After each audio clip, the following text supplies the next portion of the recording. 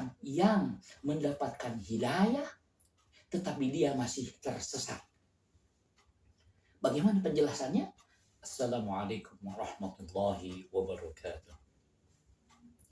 Bismillah, alhamdulillah, Allahumma salli ala habibillah Muhammad ibn Abdillah. Eksekutif mujahid muda.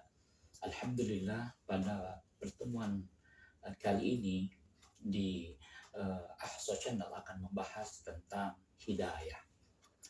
Yang dimaksud dengan hidayah dalam bahasa kita adalah petunjuk. Persoalannya yang dikemukakan adalah apakah Nabi Muhammad SAW dapat memberikan hidayah atau tidak? Ini yang menjadi persoalan. Sebagian orang mengatakan bahwa Nabi Muhammad tidak dapat memberikan hidayah. Tetapi sebagian lagi mengatakan bahwa Nabi Muhammad dapat memberikan hidayah. Keduanya sesungguhnya tidak bisa disalahkan secara mutlak. Karena memang keduanya mendapatkan persetujuan dari Al-Quran. Yang dimaksud dengan persetujuan di sini ada dua nas yang mengantarkan seperti itu. Yang pertama adalah di dalam surat Asy-Syura ayat 52.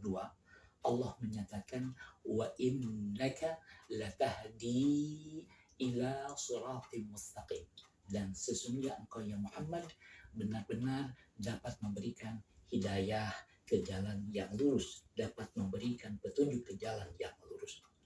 Tetapi di dalam surat Al-Qasas ayat 56 sama-sama di penghujung ayat Allah menyatakan innaka la tahdi man ahbabta. Sesungguhnya engkau ya Muhammad tidak dapat memberikan hidayah kepada orang yang engkau cintai. Dua statement Quran seakan-akan bertentangan. Satu menyatakan bahwa Nabi Muhammad dapat memberikan petunjuk ke jalan yang lurus, tapi statement yang lain menyatakan bahwa Nabi Muhammad tidak dapat memberikan hidayah kepada orang yang dicintai. Sekilas, kalau kita tidak membaca tafsirnya atau berkomunikasi dengan para ulama, maka dapat disimpulkan, oh kalau begitu Nabi Muhammad hanya dapat memberikan hidayah kepada orang yang tidak dicintainya. Ini adalah satu kesimpulan yang menarik dalam pengertian ini kalau kita hanya melihat membaca Al-Quran mungkin dari sisi terjemahnya saja. Kemudian kita mencoba memahami sendiri tanpa menggunakan alat-alat yang ada yang pernah dikemukakan dan digali oleh para ulama.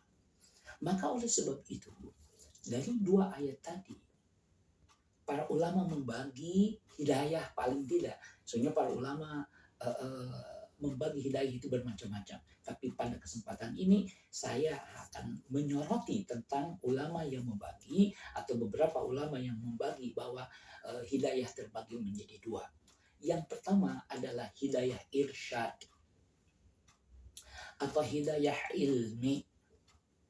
Yang kedua adalah hidayah taufiq. Nabi Muhammad SAW juga orang-orang yang mengikutinya dalam hal ini para mubaligh, para ustaz, para kiai yang menyampaikan ayat-ayat Al-Quran, yang menyampaikan petikan-petikan dari sunnah Nabi Muhammad SAW, mereka mencoba memberikan petunjuk, memberikan hidayah ilmu. Tetapi kemudian tidak semua, dalam hal ini juga Nabi Muhammad SAW yang kita banggakan, yang kita muliakan, dalam masalah ini, dalam memberikan hidayah irsyad atau hidayah ilmu, beliau memang ditugaskan.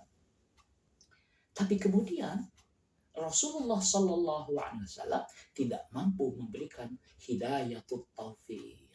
Dan ini terbukti bahwa beliau SAW menyampaikan hidayah Islam ini, hidayah yang begitu lurus, ya, begitu hak kepada kerabat-kerabatnya, kepada paman-pamannya, tapi ditemukan juga ada pamannya, ada saudaranya atau kerabat yang tidak menerimanya. Mereka mungkin mendengar penjelasan Rasulullah Muhammad SAW tentang hidayah itu, tapi mereka tidak mengikutinya. Artinya kehidupannya tidak sesuai dengan petunjuk yang disempurnakan, yang disampaikan oleh Nabi Muhammad SAW kepadanya. Maka dapat dipahami kalau begitu ada orang yang mendapatkan hidayah tetapi dia masih tersesat. Bagaimana penjelasannya? Dia mendapatkan hidayah irsyad, mendapatkan hidayah ilmu, ya, hidayah tadi sampainya wahyu Allah kepadanya, tetapi kemudian dia tersesat, dinyatakan tidak dapat hidayahnya adalah tidak mendapatkan hidayah taufik. Maka dia ternyata tetap dalam kesesatan. Berarti mazalah huwa fil dhalal. Dia dalam dolalah, dalam kesesatan. Lalu apa yang dikehendaki oleh statement-statement kita yang minimal paling tidak 5 kali ada 17 rakaat, ya kan? Berarti 17 kali kita meminta kepada Allah Subhanahu wa taala hidayah. Ihdinas siratal mustaqim. Tunjukilah kepada kami jalan yang lurus. Apa yang kita minta? So, jalan yang mana? Hidayah yang mana yang kita minta?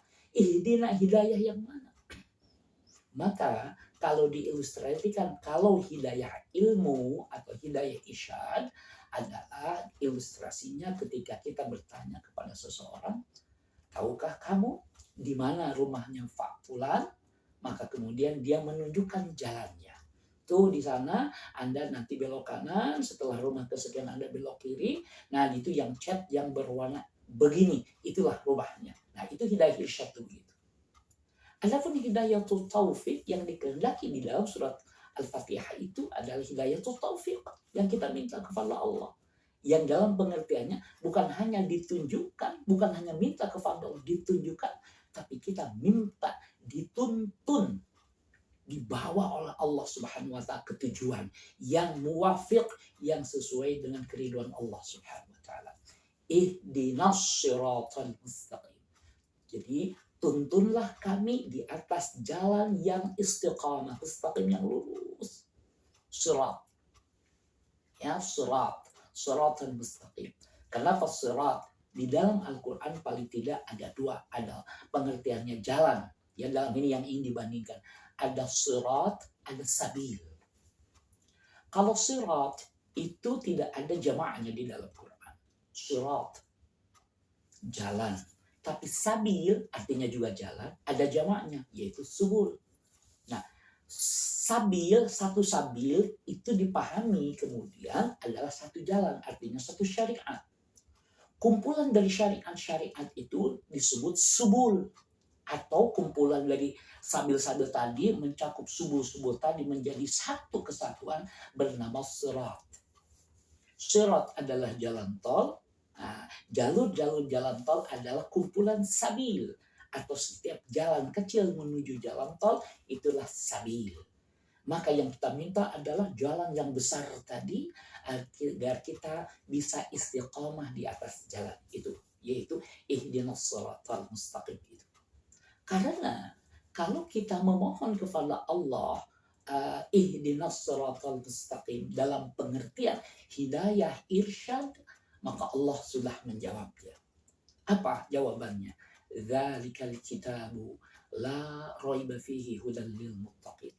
Dzalikal kitabu, itulah Al-Qur'an, ai hada, begitu di dalam kitab tafsir Jalalain, yang dimaksud dzalika, yang dimaksud itu adalah ini. Inilah kumpulan ayat-ayat Al-Quran yang berupa mushaf, gitu ya. Sekarang menjadi berupa mushaf, tertulis di dalam sebuah kumpulan mushaf.